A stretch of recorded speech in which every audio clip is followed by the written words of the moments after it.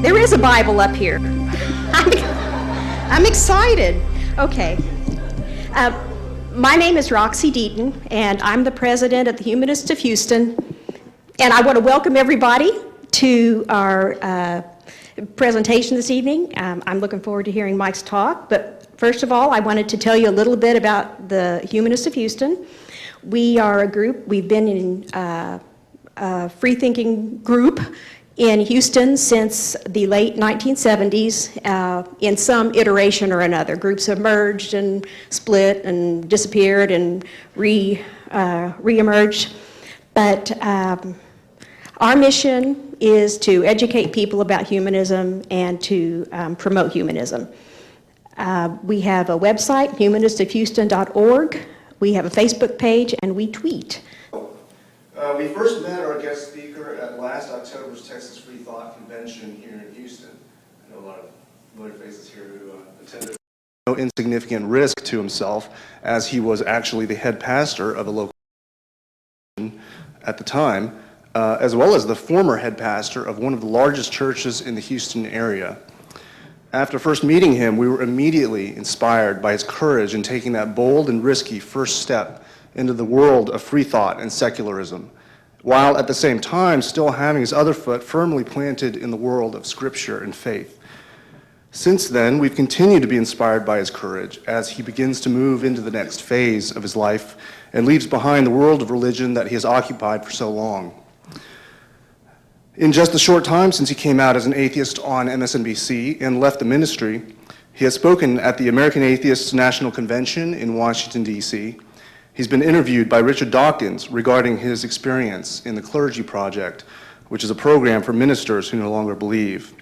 And he has become a secular officiant in Margaret Downey's Secular Celebrations organization. Please welcome our guest speaker, former pastor Mike Ouse, as he shares his story of how he has reached this point in his life and where he'll be heading from here.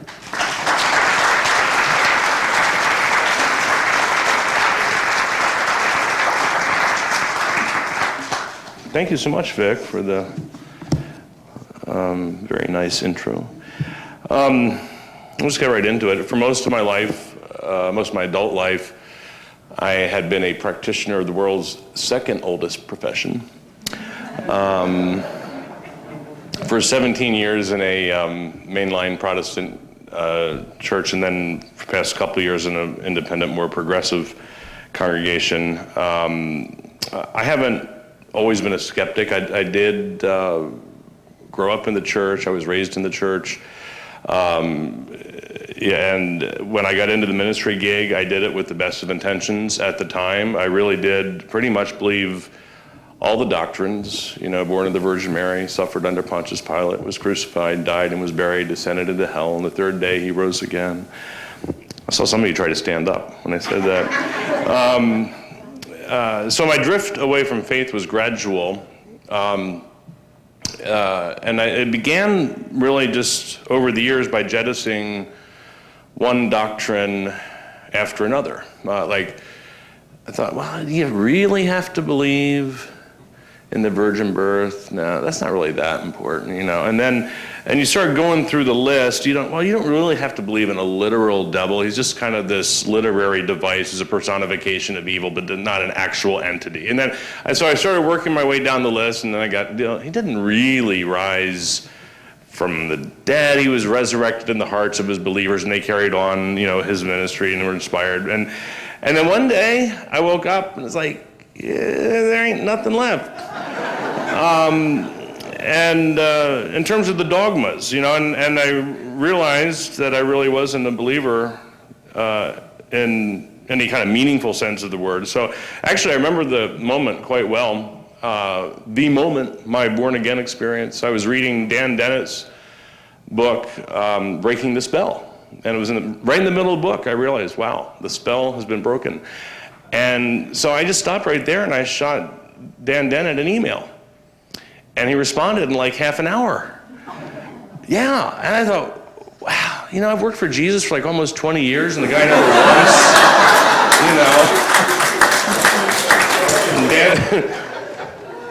man down. Here's this guy he's never heard of before, and he gets back to me right away. Wow. So I took that as a sign. And so what I'd like to do is just kind of share just a little bit more of my journey, and not just to kind of focus on me, but I think a lot of people are taking this journey, and a lot of people taking this journey, and maybe I can give you some material that'll be helpful to you in your conversations with others. And then after I do my spiel, we're going to do a little Q&A time before we head out, so I can respond directly to some of your questions. But for me, really, kind of the drift began because one of the occupational hazards of being a pastor is you spend a lot of time in the Bible. And, you're preparing sermons, leading Bible studies, and if you spend any time in the Bible at all, you begin to realize pretty quickly that things aren't really adding up. And here's just one example. And it's just little things I started to notice over the years. Because like I said, I was raised a Christian, so your entire life you approach this book through the lens that this is somehow kind of a different, inspired, is this any other book that you pick off of the bookshelf? And you don't realize that that's the lens you're looking at. But I was working on a Bible study on the Gospel of Mark, and I noticed in Mark chapter 2, verse 26 references, Jesus actually references a story in the Old Testament when David, about 1,000 years earlier, and his men had raided the bread of the presence, holy bread they weren't supposed to eat. And Jesus was referencing this story to justify the fact that he and his men had violated the Sabbath by gleaning the fields on the Sabbath. And Jesus, when he's telling the story from the Old Testament, says, and at the time, Abiathar was high priest. But if you go back and check out the story in 1 Samuel chapter 21, it wasn't Abiathar, it was Abiathar's father, Ahimelech. Now that doesn't seem like a significant detail, but it is. Because if Jesus is supposed to be omniscient, he wouldn't have made a mistake like that. So let's just suppose he wasn't omniscient, but at least he was a really sharp rabbi. Okay? If he was a really sharp and learned rabbi, he would not have made a rookie mistake like that. They knew the Hebrew scriptures inside and out. And so I thought, well, maybe it wasn't Jesus who messed up, but maybe it was the author of Mark's gospel who got it wrong. Which then begs the question, what else did he get wrong? Apparently a lot. The synoptic gospels, Matthew, Mark, Luke, and John, if you've read them, and the Gospel of John, can really hardly agree on any significant event in Jesus' life. Synoptic gospels, when I say synoptic, it's Matthew, Mark, and Luke, they say that Jesus was crucified on the Passover, but in the Gospel of John, he was crucified on the day of preparation before the Passover. Again, not an insignificant discrepancy. And after a while, you start to wonder, maybe the guys from Monty Python were right. Maybe it really was, blessed are the cheesemakers. And all makers of dairy products, right? And so from there, things began to snowball for me. And for the first time in my life, like I said before, you're looking at this stuff as holy, sacred, inspired. But when you start, and then pretty soon it just starts to pile up, the inconsistencies, the fabrications, the exaggerations. And you don't have to be really a biblical scholar to see this stuff. It's right there in front of your eyes. The Apostle Paul, in his letters, which comprise some 1/3 of the New Testament, does not once quote Jesus or reference his teachings or reference his miracles. Not once. Now I know some of you are about to quibble and say, oh, wait a minute, what about 1 Corinthians chapter 11? I can see you're about to do that. Where Paul describes the Last Supper. And I don't have time to get into it right now, but when you look at that text, it's pretty clear that Paul is admitting that he kind of made the whole thing up. And then things just keep getting worse until you reach the final book, Revelation, which appears to have been written by somebody tripping on mushrooms. But there is There's actually a lot of theories about that one. One of them is that the water on the island of Patmos was at the time at least, had a high concentration of wormwood, which is of course one of the active ingredients in absinthe, so that would explain a lot. So after spending years in the Bible and preaching and teaching it week after week, it began to take a toll on me. How could a book like this be of any kind of reliable guide for living, much less the inspired, inerrant word of an omniscient, omnibenevolent deity? Not a chance. Now, why am I going on this little rant to a room full of skeptics who probably don't buy much of the Bible anyway? Well, I think there's some good reasons for us as free thinkers to be acquainted with the Bible a little bit and to read it, and I'll be talking about that in my blog, and I can't get into, and Kurt alluded to some education work we're going to do this summer, so we can get into that later. But one problem, and one reason we have to know more about this book is because it still has too much influence on our daily lives.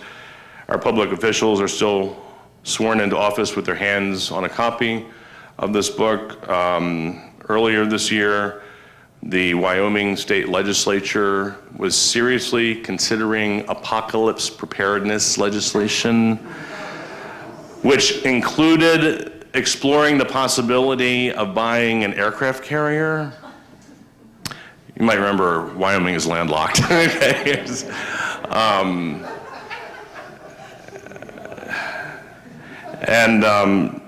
The American foreign policy and military aid in the Middle East are influenced by the fact that a large percentage of the American electorate believes that 4,000 years ago a tribal god named Yahweh deeded a piece of real estate to a mythical nomad named Abraham in perpetuity.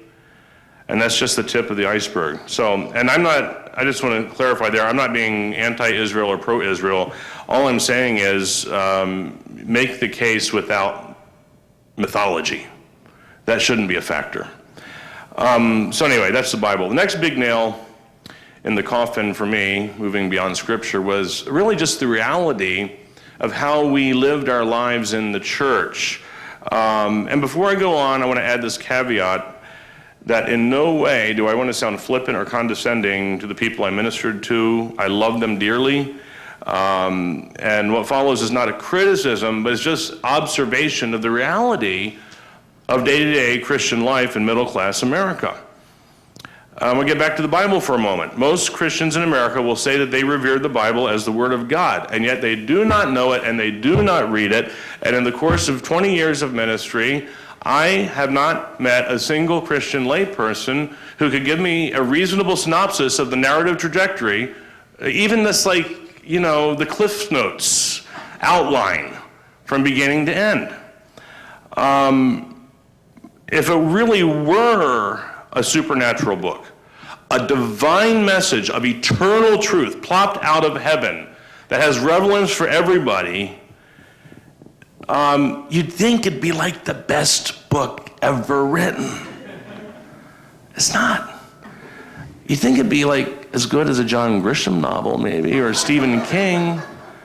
And if it was really that awesomely amazing a work of meaning for humanity, you'd think we couldn't put it down. Remember years ago when like everybody was reading Harry Potter? It would be like that. And it was not. And the people who, and the people feel guilty about not reading the Bible because they think it's a problem with them, not with the book. And they sit down, they try to read it to please God, and they usually collapse somewhere in the middle of Leviticus. Heaven. Christians like the hope of heaven in the abstract, but when it comes to actually dying to get there, they're generally as unenthusiastic about it as everybody else. If heaven were such a palpable reality that I am rock solid, 100% sure I am going into this state of a wonderful paradise, then when a Christian is diagnosed with a terminal illness, it would not be illogical for a Christian to say, congratulations. and to throw bon voyage parties, right?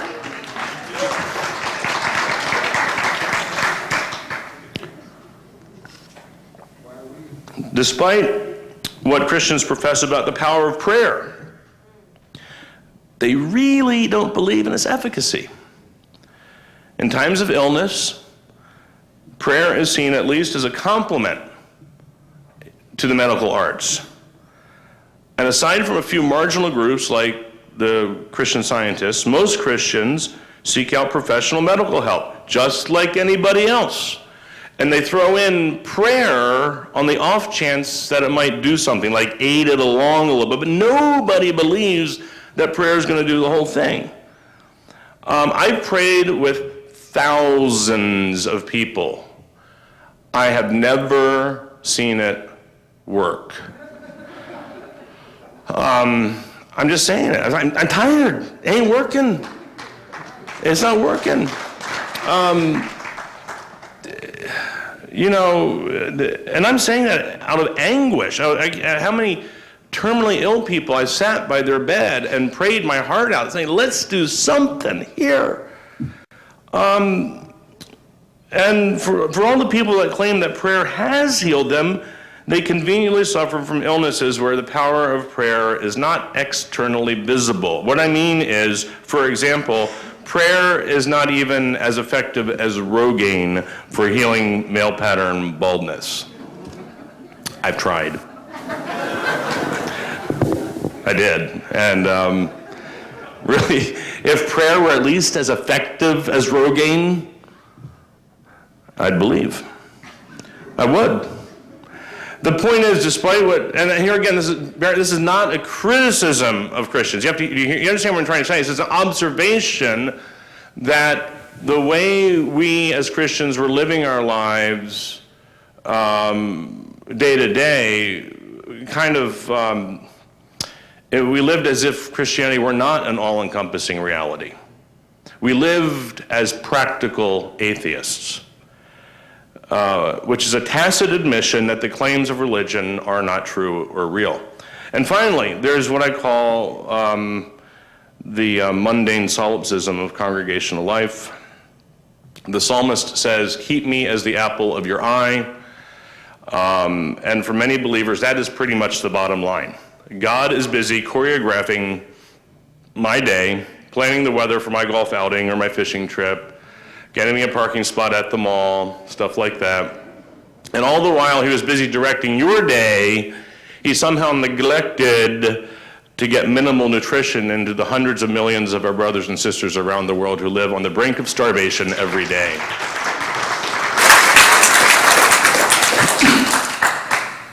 You get into ministry thinking that at least some of the time is going to be spent on an ethereal search for the truth and the great realities of life. But the reality is you spend more time dealing with issues like how to keep peace between feuding factions in the congregation.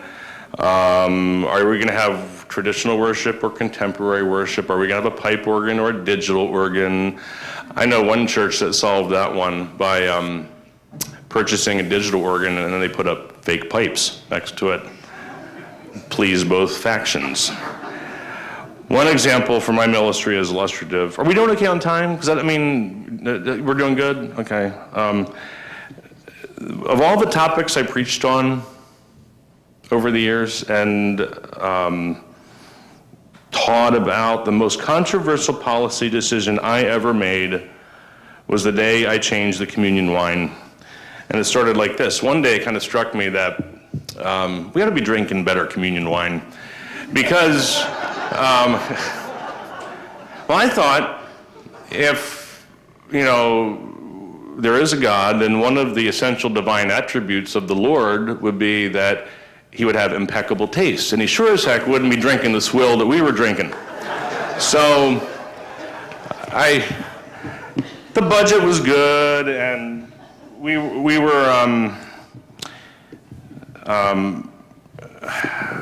could afford it, so I brought in wine reps, and we assembled the staff for blind taste testing. We chose a wine, and we just switched the wine one Sunday. Oh, man. Phone rang off the hook. Had to do major damage control, spin control. I'm not making this up. This was real. And then And so I just said, this ain't worth it, you know? And so the next Sunday, just went back to the old wine.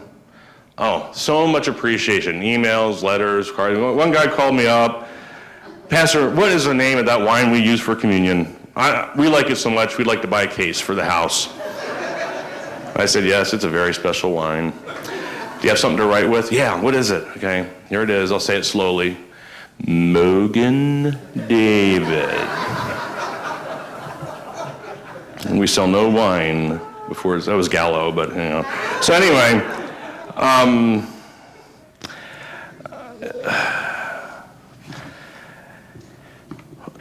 but those things were fairly innocuous. And there were aspects of religion that I knew were not so innocuous. And this is what really began to bother me. The big one was what we euphemistically call religious education, which is not really education at all, but is indoctrination and propaganda. Kids are smart and inquisitive and bright, and right around the time that they stop believing in Santa Claus, they start asking all the obvious questions about God. Like, well, who made him? And what was he doing before he made the world? And how did he get all those animals onto the ark? And why did God make a devil? And if God is so loving, why are all these horrible things happening in the world?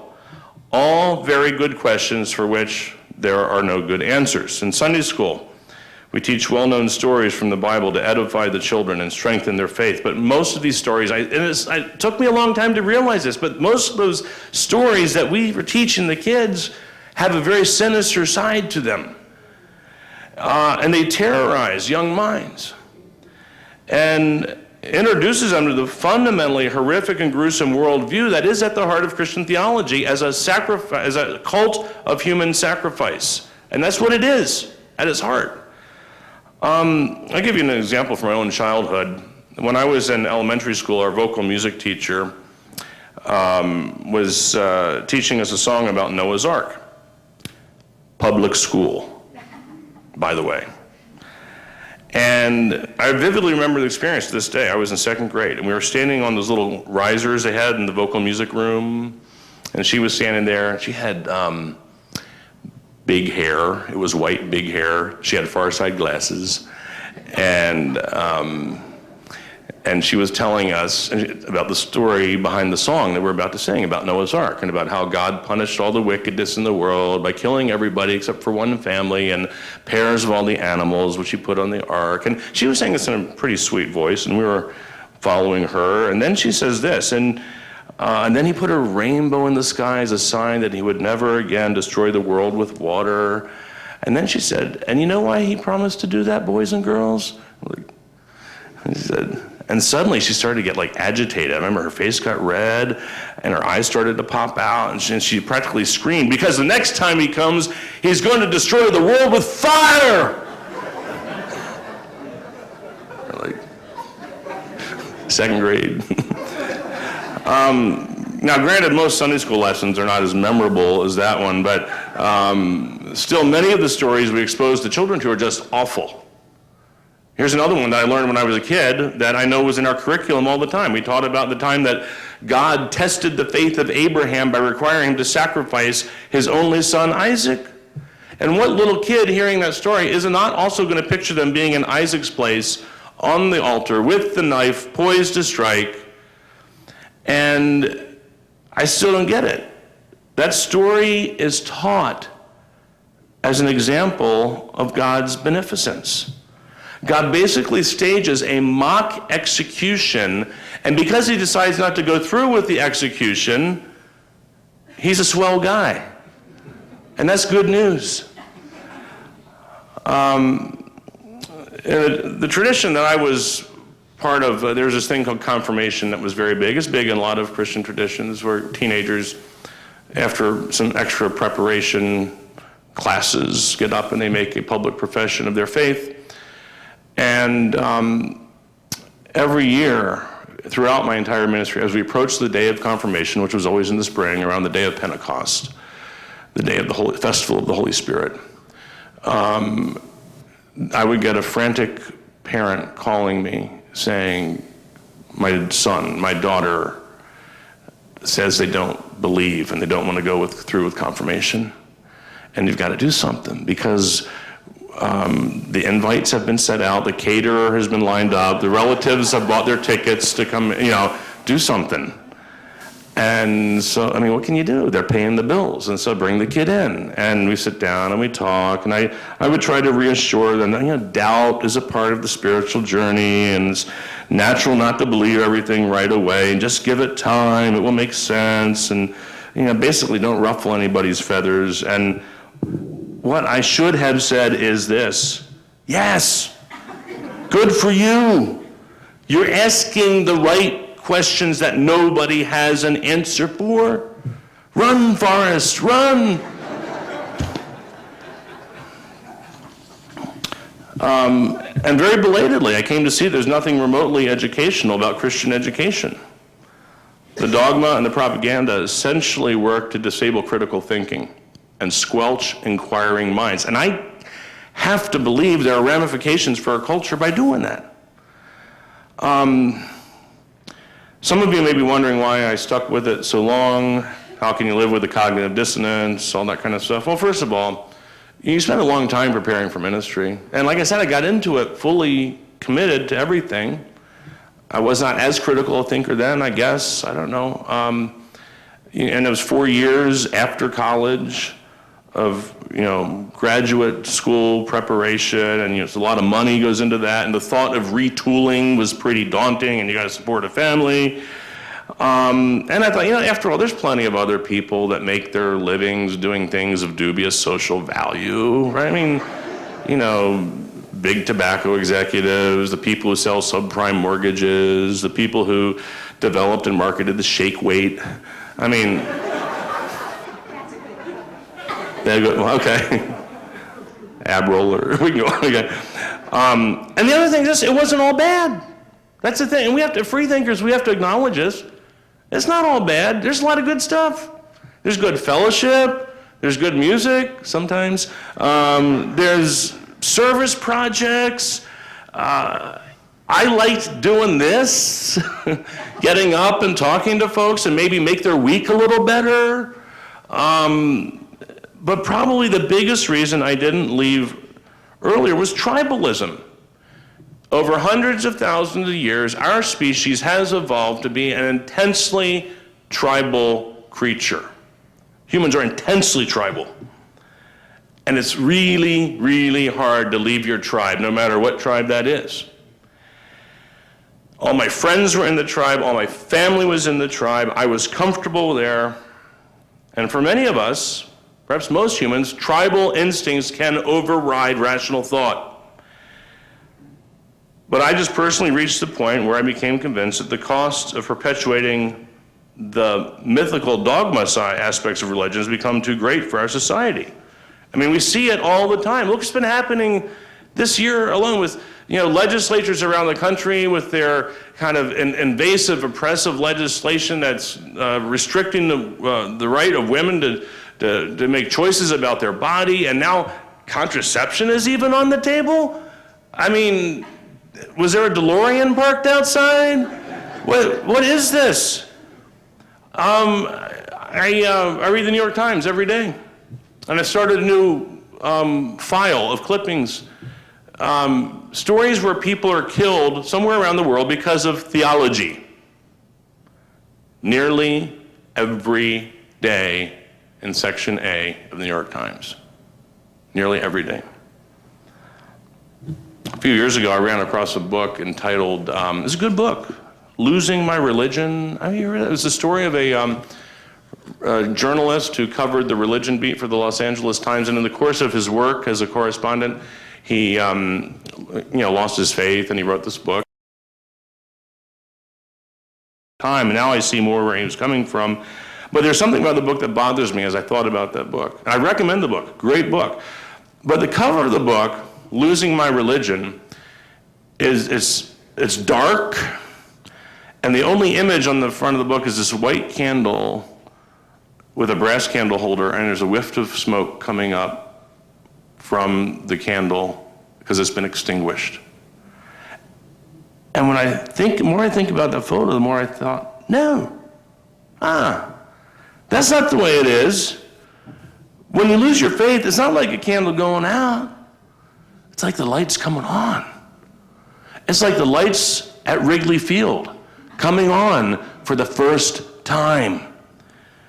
You don't lose anything other than the crazy metaphorical baggage for which there is not one shred of empirical evidence. That's not losing. That's like getting rid of the luggage. That's, you know what I mean? It's like, and pay attention to this, the way free thought is frequently expressed in the media and even by free thinkers themselves. Falling from faith. I didn't fall. I'm rising to reason. I didn't fall from faith. There's no falling, there's no losing.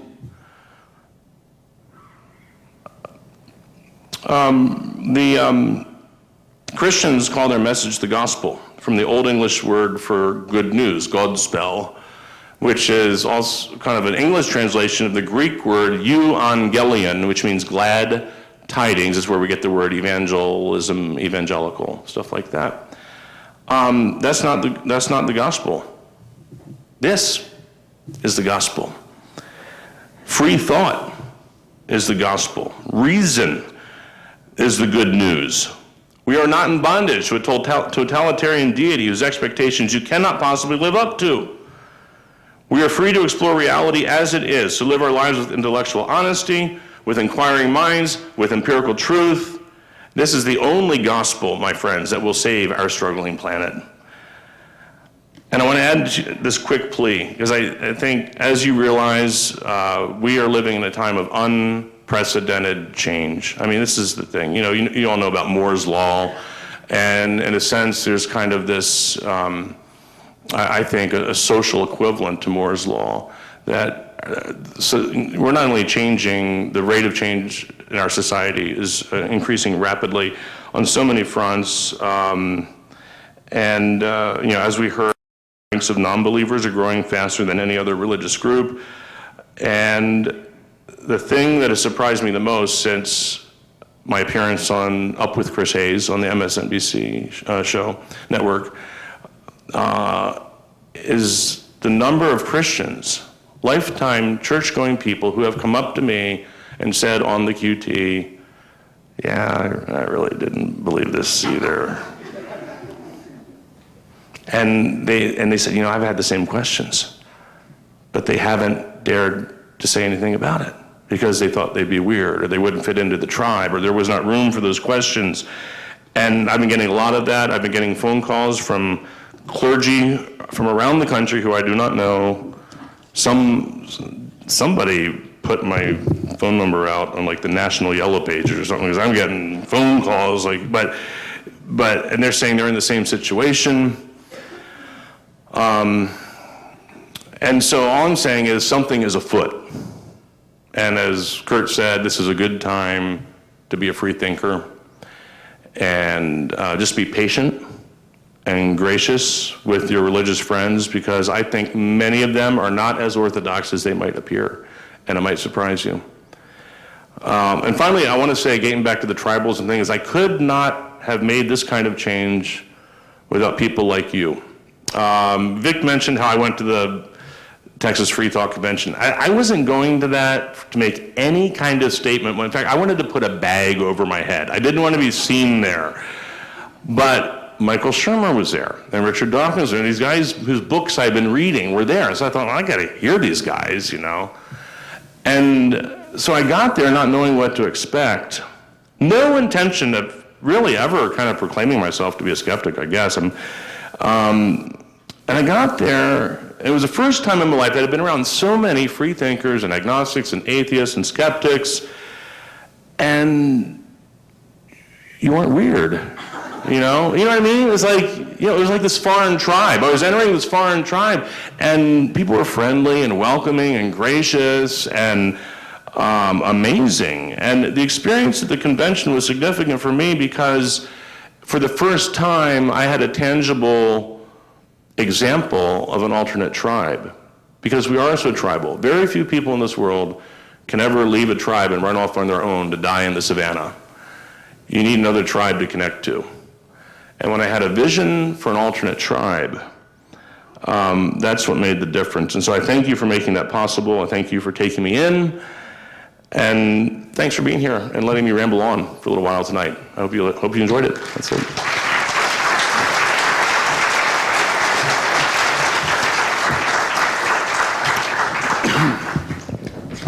Mike, I'd like to hear your thoughts on how the physical world came to be and how we came to be as human beings, rational human beings, in the physical world.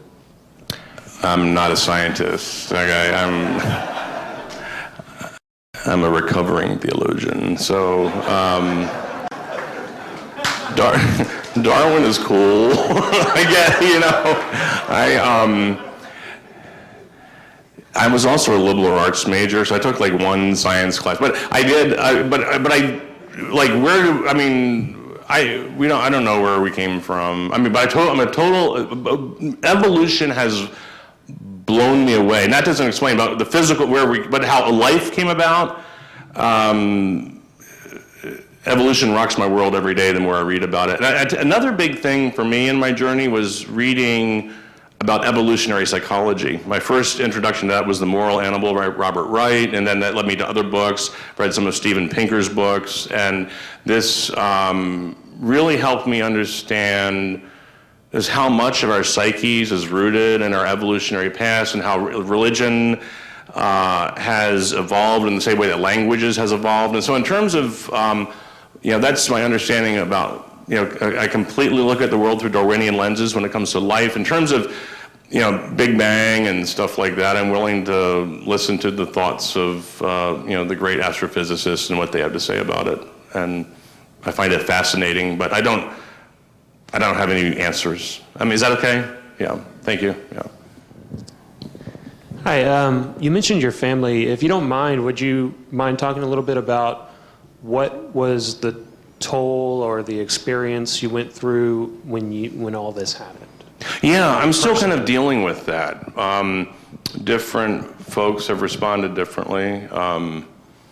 I have, I think we are planning to put this out on the internet, so I'd rather just, let me just say I've had to, some people have been very understanding and supportive, others have not, and I'm still in the midst of working through all that right now. And it's not over yet, so. There's a good book by Bart Ehrman called Misquoting Jesus. Have you read that or seen that? I've read some of his stuff, but I can't remember which books. Was it Misquoting Jesus? His breakthrough book was called Misquoting Jesus, and your life seems somewhat comparable to his because he was a biblical scholar, and then in his studies came to realize that it contradicted, and he became very secular. The book is excellent for anybody that, especially the first chapter or so, that describes his personal conversion. Yeah, it's amazing, and part of what's interesting to me is. And didn't he start out in a more evangelical type back? I mean, he went to, did he go to Wheaton or Moody Bible or went to Moody, yeah. He was kind of what you described as being very much in his tribe of evangelical people. Yeah. But he could read Latin and Greek, and he really wanted to study in the Bible in the way that you're talking about it. The Bible is the greatest book. That's how he felt about it. He wanted to understand everything he could about it. And he basically got kind of what is sort of a master's at the evangelical college. And then at that point, he faced a fork in the road. And he could either go to another very evangelical place to essentially get the kind of PhD in biblical studies, or he could go to the place that was clearly better, but had a lot of secular things. And his friends all advised him, don't go to those other places, don't go, you'll get corrupted or whatever. But he felt his faith was strong, and so he went to what he felt was the best place, and indeed he did get corrupted. Yeah, he did. And what's fascinating to me, let me just comment on that real quickly, is I think it shows the extent to, it took a lot of study for him to get to that point where he was, a lot of study. And you don't need, all you have to do is read the book. Just read it. You don't have to learn Greek or Latin. It takes, that to me, that's an example of just what a grip the tribe has on you when it takes that much study to break through. Yeah. I would add to that, not only read it, but compare the Gospels to each other. Absolutely. But my question is, as far as Jesus, he was a person that said, love thy enemy, help out the poor. Do you think there's any value in studying him, or, do you think he was just a myth, made-up story? Good question. I think the historicity of Jesus is not in doubt. I kind of feel that way. He was a historical figure. But what's happened, I don't think it's even possible to honestly get to the root of who that historical figure was, because so much has glommed onto him over the centuries. And Jesus has become a projection. And that's the other thing is when you talk, we're even talking about, let me talk a little bit about that. That I believe that Jesus has largely become a projection of, for whatever group is worshiping him or talking about him, of like the values they hold near and dear to their heart. So, for example, the Golden Rule, we all know that there's analogous teachings in every major religion in the world, and it probably, this notion of, doing good to others is rooted in our, genetic propensity for altruistic behavior that has its roots millions of years ago. And so we've developed these formulas for talking about these things that evolved long before religion ever came along. Where religion is how it got expressed. Does that kind of make sense in a way? So, and then getting to Jesus, it's like, what Jesus are we talking about? Are we talking about the Roman Catholic Jesus who really doesn't like masturbation and birth control? Or are we talking about the mainline Protestant Jesus who really cares about poor people but can't get around to doing anything about them? Or are we talking about the Southern evangelical Jesus who tends to vote Republican and loves the military? These are the various images of God that are believed by various Christian groups within the United States are mutually exclusive beings, Which Jesus is there? Let's take your pick. Yeah, you mentioned earlier that when you were coming out of your religiousness, you kind of held back because you liked the life. Yeah. Yeah. So I wonder how many members of the clergy, be whatever clergy it is, do you think realize that, but just go with the flow, so to speak? Because I always wondered, I was Catholic, and I always wondered, the Catholic Church, they got to know that this is bullshit. No, really, they have to know. Because I will tell you, when I was about 16, my mom gave me a book. I don't think she knew what she was doing, and it's called In God's Name. Mm-hmm. And it was about the assassination of Pope John Paul I and how the Vatican was so involved in it. I don't know if you guys have. Anyway, so, at that point, I kind of thought they have to know, that this is all bullshit. But they probably go with it because they have that power, they have that influence, they have, so what is your take on that? Because I know, have you ever talked to colleagues of yours, who say, what's your take on that?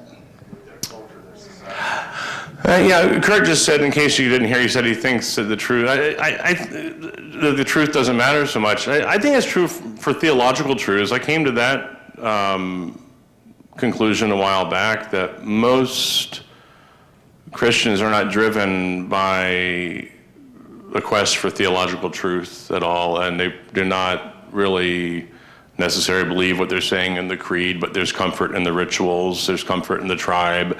It's a comfortable, so yeah, I think it's pretty, there is a article in the latest issue of Psychology Today called The Atheist in the Pew. It's a good, it's actually on the question that you just asked, and it's a good article, so I recommend that. Yeah. What publication? Psychology Today, the most recent issue. In addition to what he said about the Vatican thinking must know that it's bullshit, that there was a Renaissance pope, and I don't remember which one it is, who commented when showing around the Vatican and the riches of the Vatican to a member of the French aristocracy, said, "See what the fable of Christ has brought us." When Martin Luther visited Rome on his very first and only trip to Rome, when he was a young monk before the Reformation started, he was very, very excited about going to Rome because he saw this. He was very pious, eager monk, very devout, and he saw his chance to go to Rome as like it was going to be the spiritual turning point of his life. And he got to Rome and he was devastated by what he saw. He saw, because Rome was constantly filled with tourists coming to all the shrines, and there were priests at the altars at all these shrines for all the tourists coming in, because if you went and had a mass said at a shrine, you could get X number of years off of purgatory for departed loved ones. And when Luther got there, he heard the priests in Latin, as they consecrated the host, instead of saying, this is my body, the word hoc est corpus meum, instead of using the proper Latin rubrics as they consecrated the host to become the body and blood of Christ, the priests would say in Latin, because the crowds couldn't understand Latin, mocking it, you are bread, and bread you shall remain. And that they were going through the entire words of the Mass were a mockery, because the priests themselves, but they were getting paid to say masses for the pilgrims coming to Rome. And it was a turning point in Martin Luther's life when he realized that something wasn't right there. And that's one of the things that led to the Reformation. So, yeah, I mean, there's been this tension, and I guess I don't think you'd ultimately know who believes what until we can figure out a way to scan people's brains to see what they really believe, Hey, I think you did a great job of telling us that if you just read the Bible literally, there's really nothing to study. Just read it. God is telling you what he's about. There's nothing to study and nothing to find out that's so loving. He's telling you, I'm going to beat you. I'm going to turn you into salt. I'm going to, turn you into stone. But now that you know this and you've been through this experience as a pastor, how do you feel now when you see other pastors like Hagee or just any pastor? Or even, I'll give you a black one, T.D. Jakes. I get something stronger. How do you, even T.D. Jakes, how do you feel about these pastors really still trying to convince the masses that this is the way to go to find happiness and peace and this, that, and the other? Don't you want to wring their neck sometime?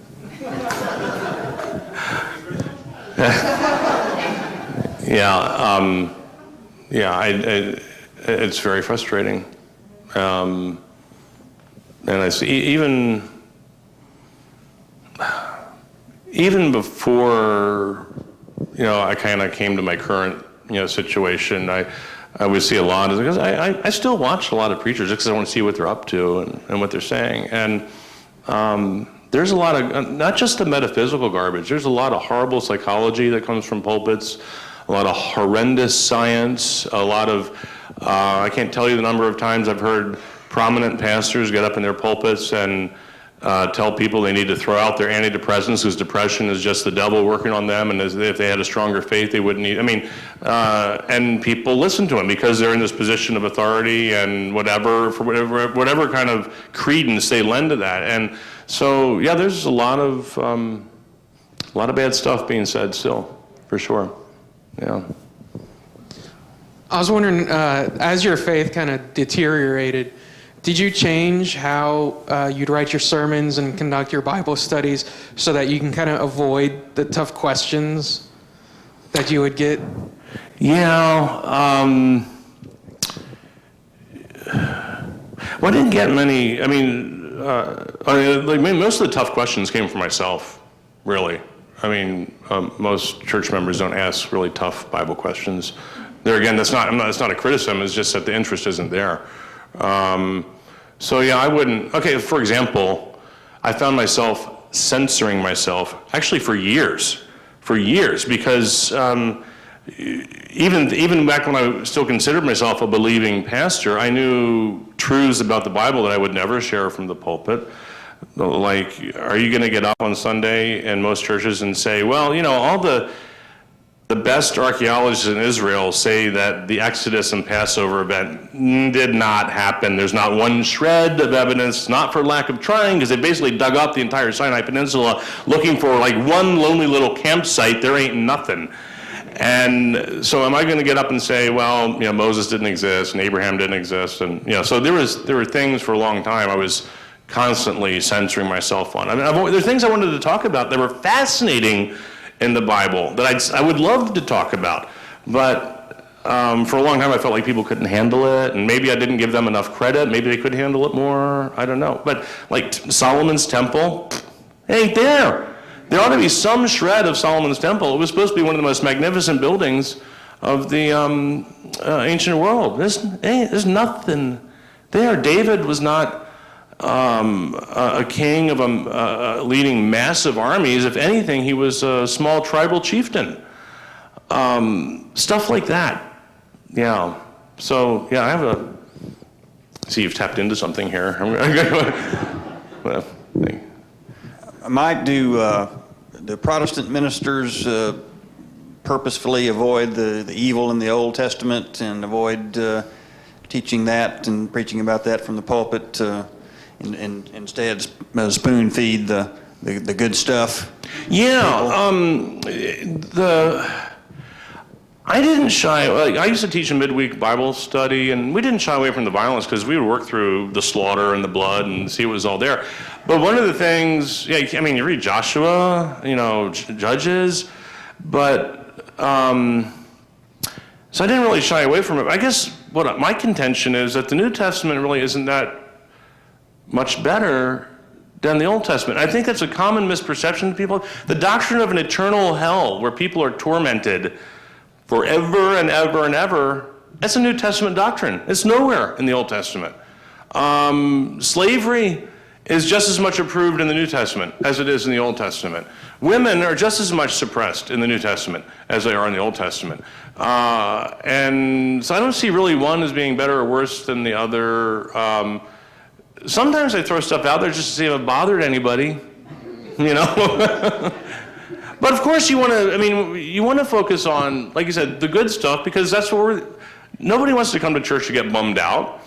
And we want to talk about love and peace and joy and forgiveness and inclusivity. And I was pretty liberal then, even as a believer. One of my former parishioners is nodding her head up here, so she can attest to that fact. But yeah, does that kind of answer your question? Does that help? Okay.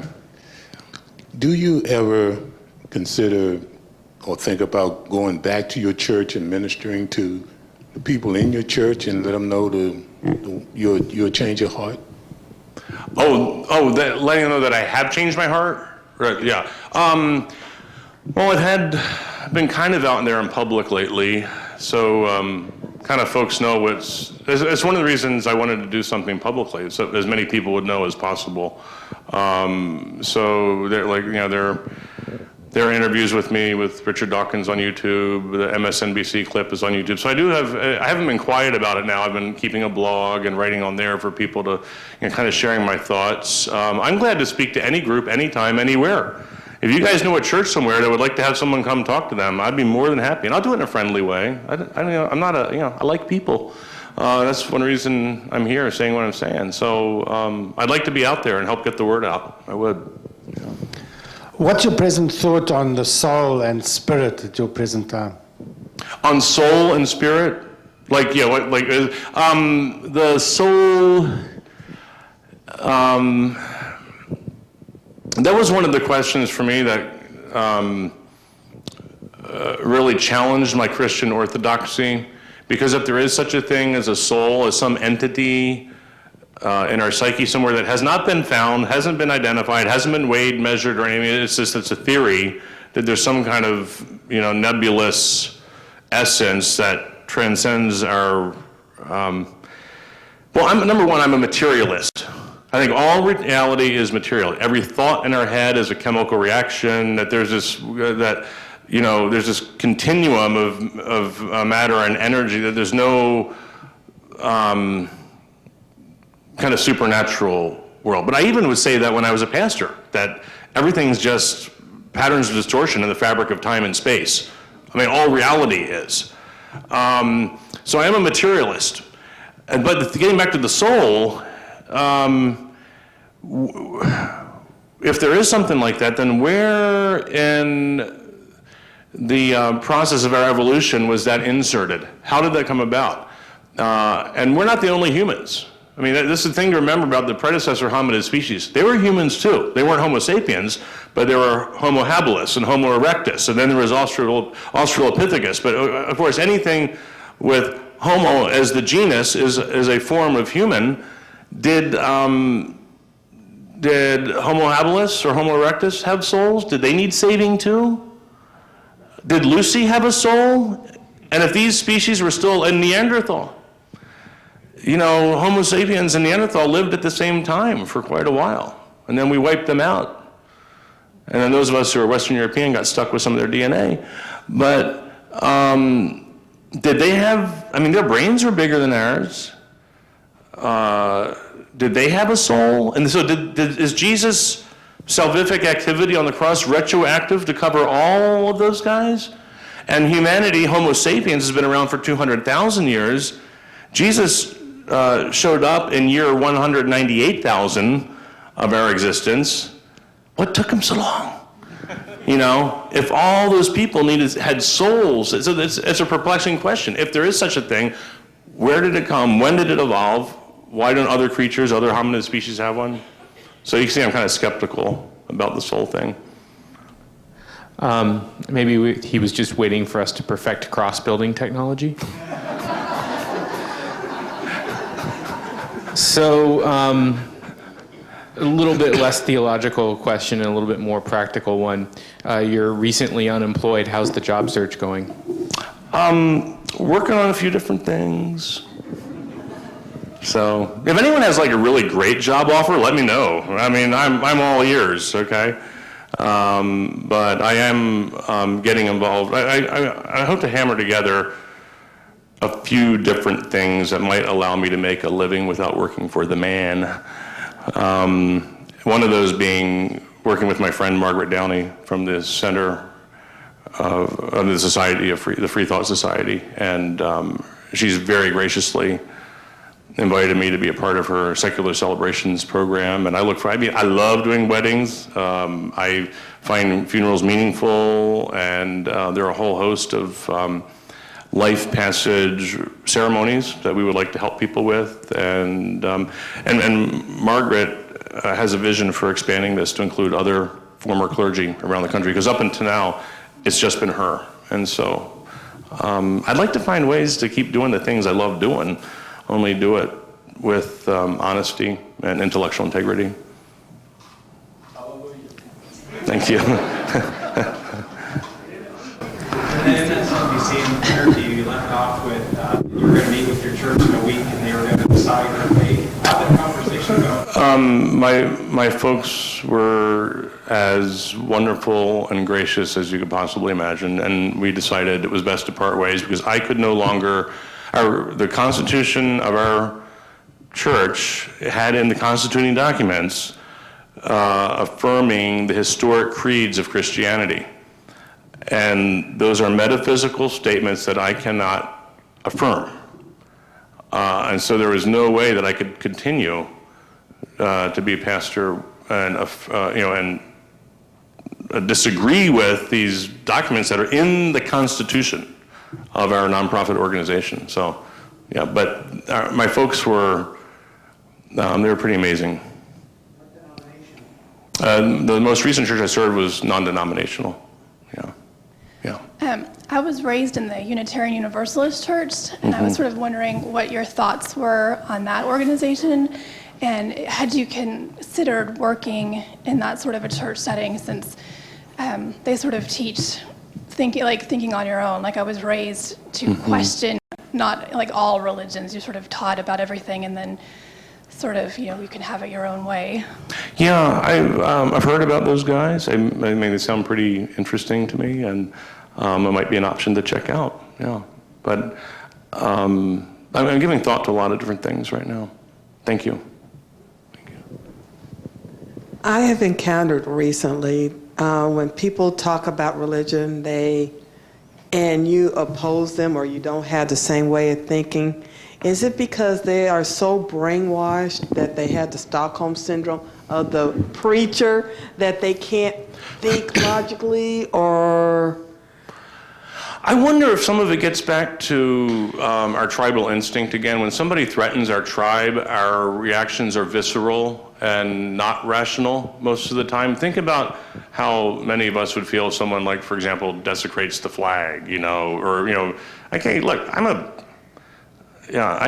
can be like open now about all kinds of stuff I couldn't be open before. I'm a flaming liberal politically, but when I see someone burning the flag, I feel my blood boil. You see what I mean? So when someone threatens the tribe, when someone threatens the University of Michigan Wolverines, do not be around me, okay? But you know what I mean about the tribe? So I think we're done, okay? Maybe, and I think that's a good question. Maybe other folks have ideas about that they could share with you later. But I think that's got to be part of it. There's some things that are so emotional, so visceral, so basic to us that rational thought and rational expression get derailed. I think that might be part of it. Okay, I want to address the gentleman's question, the one that was raised a Catholic. I came across a book a few years ago by Hilton Hotima. I think it's called Waking the World Within, and he addresses that very issue of how the church back in the day got everybody hooked on religion. So I would try it. It is. He says that's what it is, and this is a former priest. Well, the other thing to consider about religion is that, and if you haven't read The Evolution of God by Robert Wright, I highly recommend it. The Faith Instinct by Nicholas Wade is another very good book. Any number of wonderful books out there that are non-polemical. See, this is the thing. I don't think we have to be polemical. I think we have to do battle. We just have to talk about the truth, and it'll sink in eventually. But the other thing to remember about religion is that it's evolved continually. There's a line from prehistoric religion to Canaanite religion to Israelite Old Testament religion to Christianity and now to Mormonism, and I mean it's just all morphed and changed, and there wasn't like you suddenly had the end of one religion and the beginning of another one. If you want to find some really interesting stuff, look up revisionist Islamic history. You think the roots of Christianity and Judaism are wild. Some of the stuff they're saying now about the probable roots of Islam are just amazing, and the scholars who are doing it have to operate under pseudonyms for fear of their lives. A lot of good stuff out there to read. Yeah. Mike, I got a couple of questions. The first one, as pastor, did you talk much about the separation of church and state as a pastor? Yeah, I did. I believed in it firmly. I thought, partly as a Christian, if you look at it from a Christian perspective, why would I want the government messing with my theology? It was part of my stance. Prayer in school. Well, who's going to teach my kid to pray? I mean, I can't.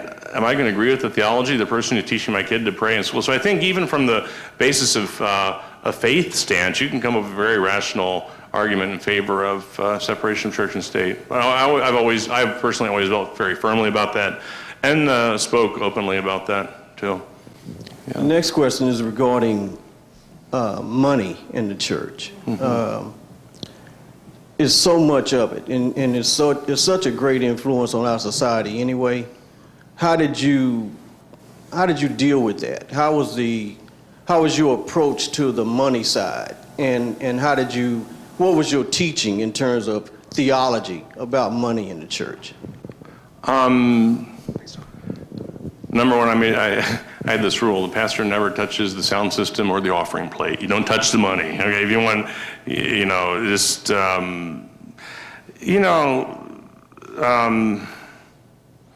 we always tried to, encourage our folks to understand the broader needs in the world and how we were blessed to be a blessing to others and to encourage. I mean, we came from I've always been kind of more in that kind of social gospel strain of theology for a long time.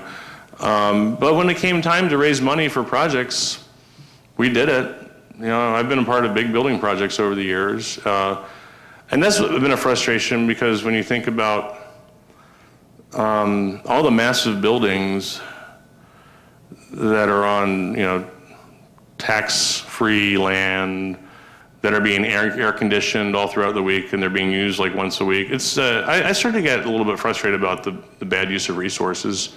There's some wastefulness there, I guess. Yeah, I was never part of a tradition where you had like the flashy, you know, like this. Well, I wasn't going to say any names because we're being recorded, but you know, the stuff you see on certain channels. So we were never really flush with cash. Let's put it that way. Yeah. Given that you now have left behind you Christian ethics, do you have a source of ethical advice, a book or some other thing to lean back on in place of Christian ethics? Yeah, I wouldn't. Thank you for raising that question. I wouldn't say I've actually completely thrown away all aspects of Christian ethics. I think what I'm looking for now is how religions like Christianity and other religions in the world and other philosophies have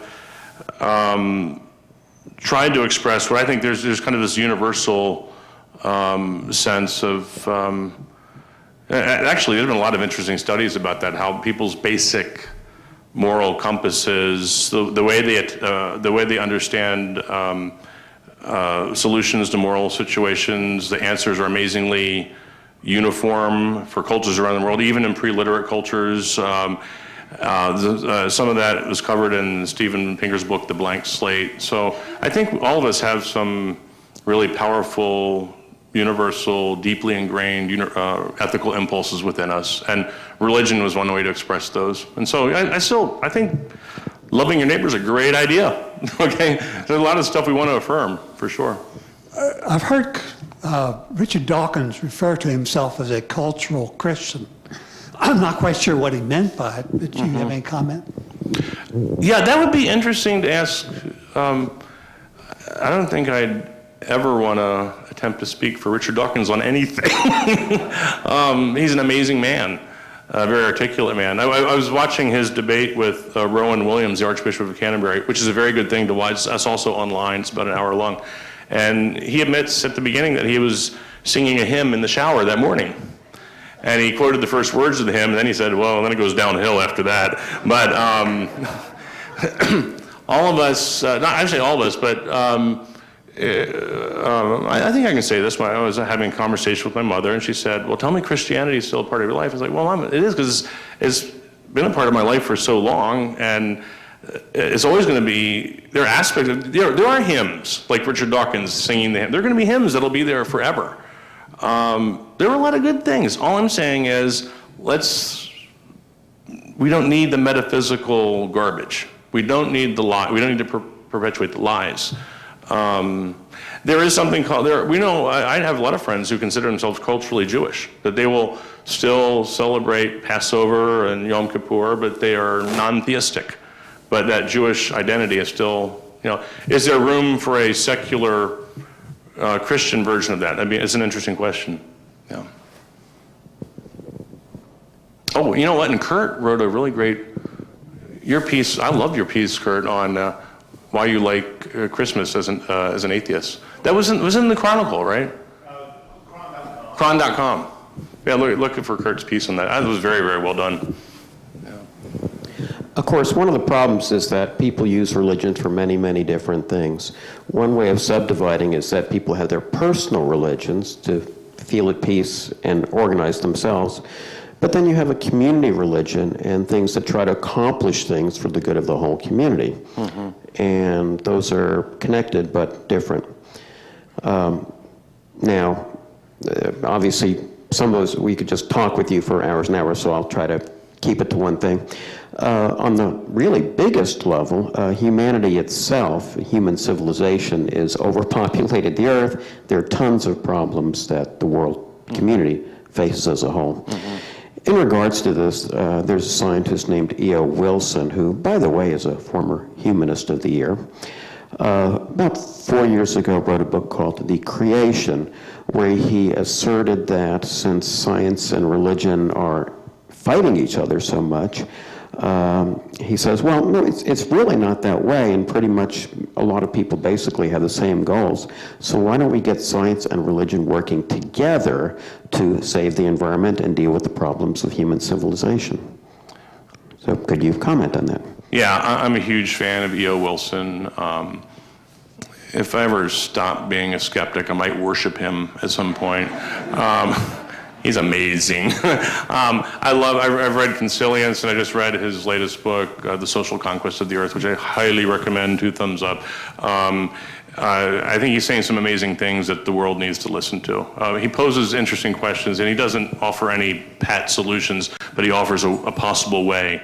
And I think people in the religious world would be very, very good to read him. I do want to share one of my favorite quotes from that book, his latest book, The Social Conquest of the Earth, where he says, we are a Star Wars civilization with Stone Age emotions, medieval institutions, and godlike technology.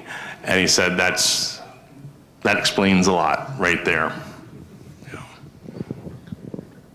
You mentioned that you believe that Jesus is a historical figure. Mm-hmm. So what do you think happened after the resurrection? Well, yeah, that's a huge topic. The reason I keep going back to Paul is that Paul's letters are the earliest Christian writings we have. They predate the Gospels by decades. So it's the earliest glimpse we have of anything that Christians said about Jesus. Paul does not mention a physical bodily resurrection of Jesus. He mentions a spiritual resurrection, just like this kind of vision type thing. No empty tomb, no women at the tomb, no angel at the tomb, no rock rolled away from the tomb, nothing like that in Paul, who also does not mention a virgin birth. Some of these things seems to have come about later as early Christianity was marketed, and part of the marketing entailed tacking on aspects of Roman mystery cults. There were other gods that had death and resurrection stories, communal meals. Dionysus is one that comes to mind right away. The Mithraism is another one. And so I think a lot of those elements come in later. But that's just like oversimplified, but that's all I can do right now. Thank you. All right, well, I think unless anyone else has questions. We might have one more. Okay. Let's make this the last one. Hi. Hi. You said you went to theology school and even graduate school, and you eventually had questions about contradictions in the Bible. Mm-hmm. And I was wondering if you could elaborate more on your education, and how did it prepare you, or rather fail to prepare you for these questions that it seems almost inevitable to have? Yeah. I did my undergraduate work at the University of Michigan. I went to seminary at Lutheran Seminary in St. Paul, Minnesota, and that's a 4-year program. It's a standard program that most mainline pastors go through after college to prepare for ministry. You typically study things like church history, scriptures. You study Greek, Hebrew, something called systematic theology, which I now know does not exist. And it's an oxymoronic term, actually.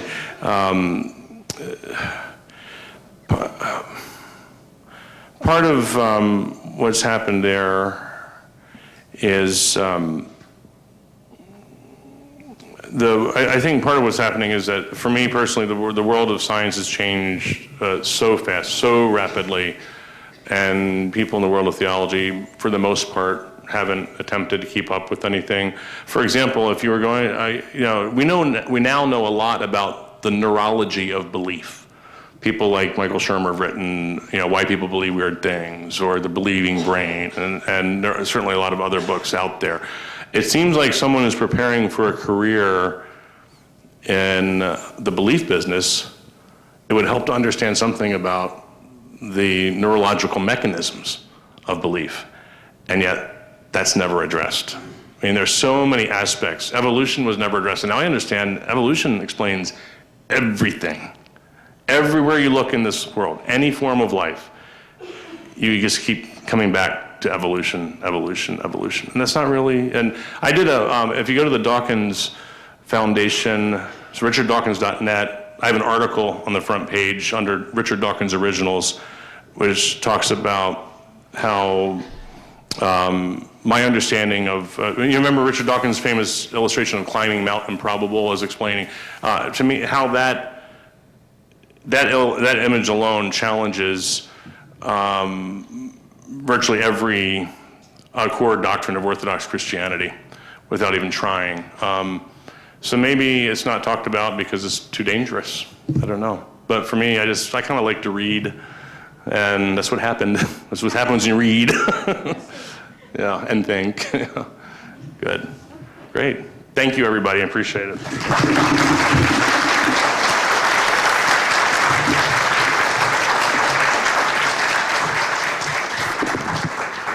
Okay, that was so wonderful. Thank you very much, Mike.